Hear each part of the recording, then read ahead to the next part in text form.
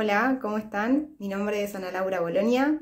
Junto a Sebastián Totilo Arevalo vamos a hacer este video donde vamos a intentar aplicar la mayor parte de los temas de la materia a la película Jobs, que como se imaginarán es sobre Steve Jobs, es a los comienzos, en los inicios de Apple. Entonces nos vamos a posicionar allá por los años 70. Vamos a ver en el principio de la película que ellos son un grupo de amigos que se meten en el garage de la casa de uno y empiezan a desarrollar un emprendimiento tecnológico. Pero claro, empiezan a tener limitaciones, empiezan a necesitar plata, entonces rápidamente Steve se mueve y consigue un empresario inversor.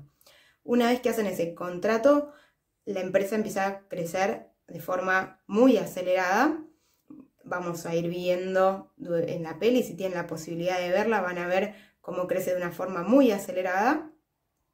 Entonces llega un momento donde, bueno, ya está una empresa consolidada y hay un equipo directivo, un directorio.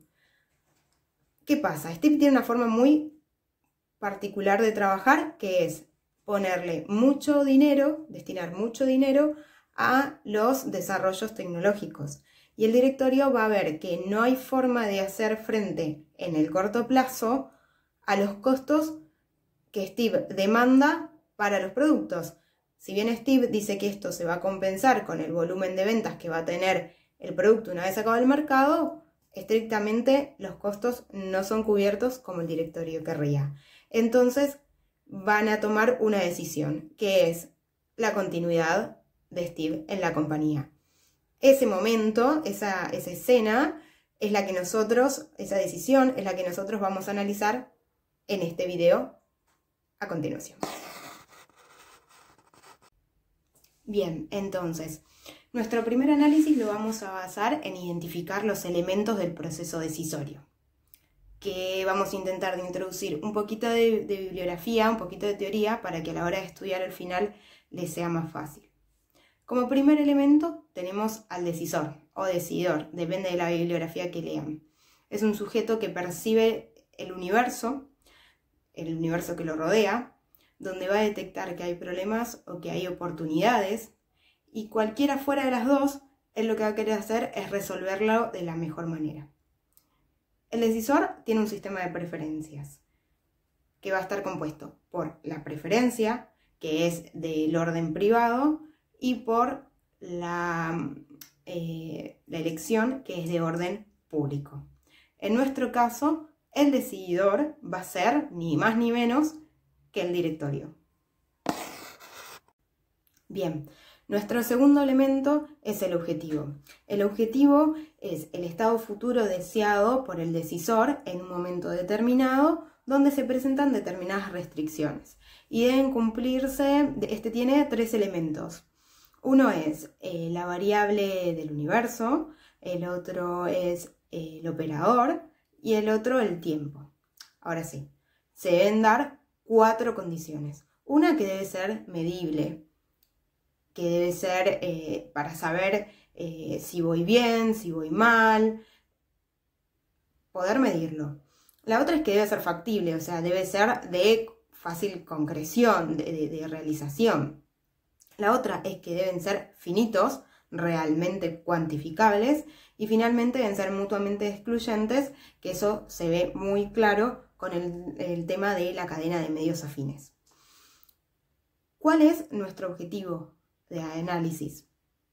Bueno, fue muy polémico esto de identificar un objetivo, pero decidimos que, dado lo que les contaba en la introducción, que a los directivos lo que les interesa es bajar los costos porque le está generando mucho costo la plata que destina Steve a los desarrollos de investigaciones tecnológicas, entonces nuestro objetivo va a ser minimizar los costos de la compañía.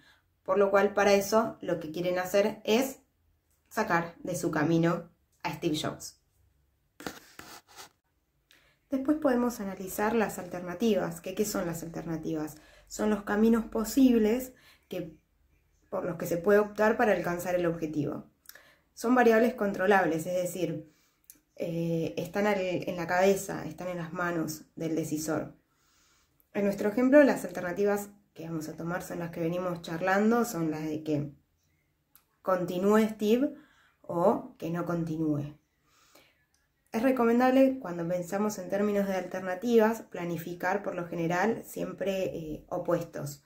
Esto quiere decir, no sé, voy por el camino A o voy por el camino B, fabrico o compro la materia prima. Eso es mucho más útil para que a la hora de realizar los ejercicios tengamos las cosas más claras y no sea más fácil definir incluso cómo lo vamos a plantear, cómo lo vamos a resolver. Después podemos analizar las variables inciertas, o sea, las variables no controlables. Es la incertidumbre del problema, es aquello que conozco que me afecta. Veo la incertidumbre como si fuera una no información.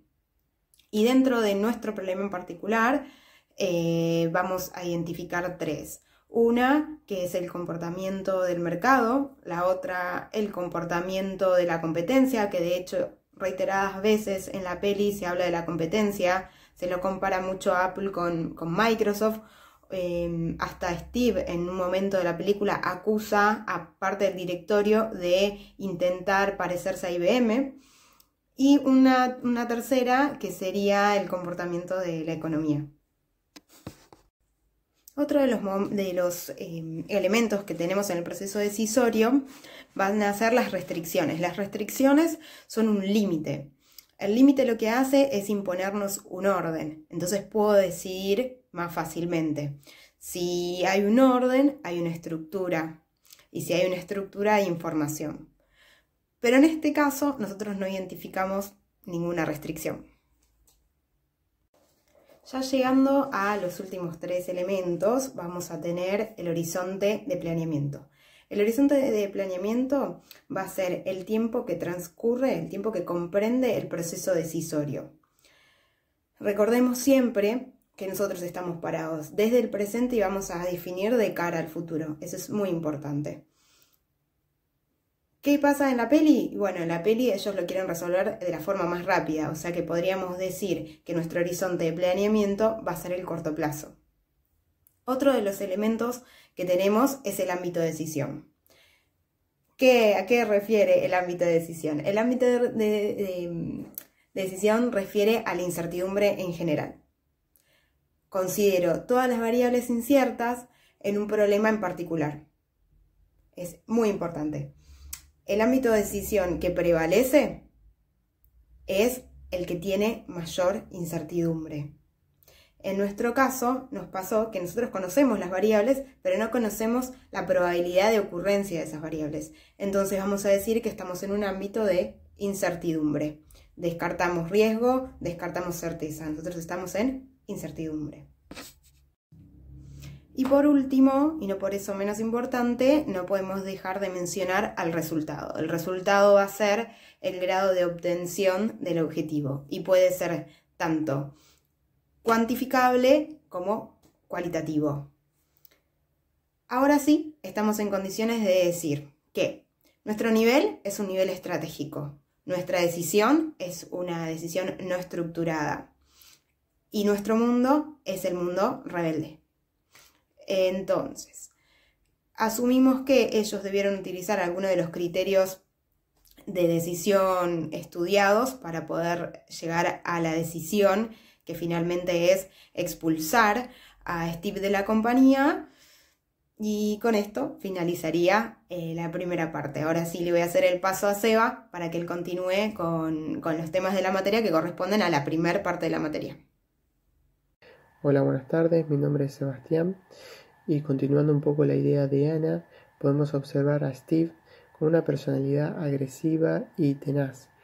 Esto le trajo problemas de cooperación y entendimiento con sus pares del consejo, como a la vez con sus subordinados, muchos de los cuales fueron con los que él desarrolló la empresa Apple desde sus principios. Por otra parte, dentro de un marco de teoría de juegos, el concepto de valor agregado era algo que diferenciaba a Steve sobre el resto, él tenía la facilidad de poder influenciar a las personas para que lograsen lo que él imaginaba en sus metas, en su objetivo de creación de un nuevo producto. Él transmitía esa visión que él tenía y estos le prestaban atención. Muchas veces fue difícil para sus subordinados poder hacer cumplir esas metas utópicas, ya que toda creación de tecnología nueva implica grandes desafíos y muchos de esos casos donde aparecía una frustración por parte de sus subordinados para poder crear este producto, los despedía. Dentro, digamos, de objetivos, encontramos que la empresa tenía objetivos múltiples. Por un lado, el consejo del directorio buscaba la obtención de ganancias y achicar para cubrir los costos. Y Steve, por otro lado, lo que buscaba era invertir en investigación y desarrollo para la generación de nuevos productos. Entonces ahí teníamos un conflicto de objetivos, lo cual, digamos, el desarrollo de uno o la implementación de uno afectaba al otro o reducía al otro, y por lo cual acá tenemos una tasa de sustitución. Bueno, básicamente el consejo era más adverso al riesgo y Steve era más propenso al riesgo. Y entendemos que la salida de Steve dentro de 1985 de la empresa lo tomamos como parte de un juego desfavorable. Según Simon, el hombre no es objetivamente racional, sino subjetivamente racional, y esto es porque maximiza la experiencia relativa de su conocimiento, es decir, optimiza. En otras palabras, tiene una racionalidad limitada, límites dados de su conocimiento y de la imposibilidad de hacer valer una experiencia que aún no ha obtenido. Si llevamos lo recién comentado de Simon, el término racionalidad limitada, y lo aplicamos a Apple, podemos hacer una gran, digamos, apreciación sobre este concepto cuando se incorpora a la compañía John Sculley, proveniente de PepsiCo, quien era un director y presidente.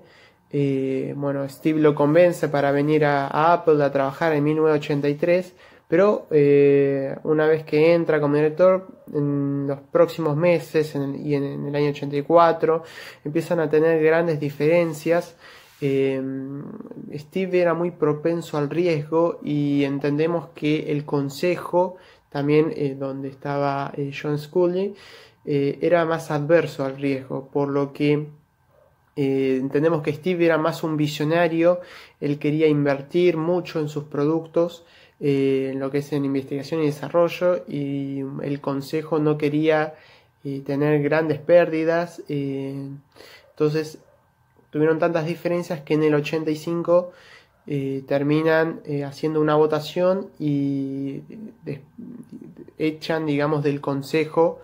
Si bien mantiene sus acciones, no puede tener toma de decisiones, no participa en la toma de decisiones Steve.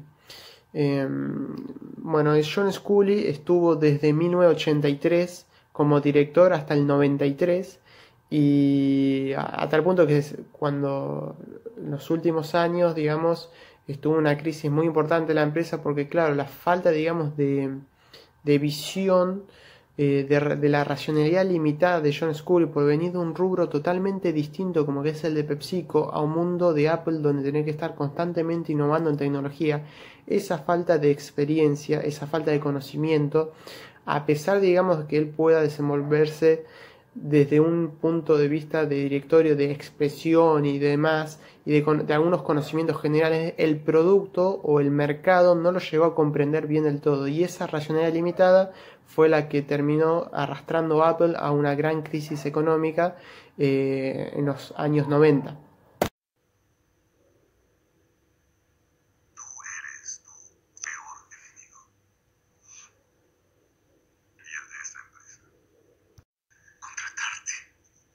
Ha sido el peor error que he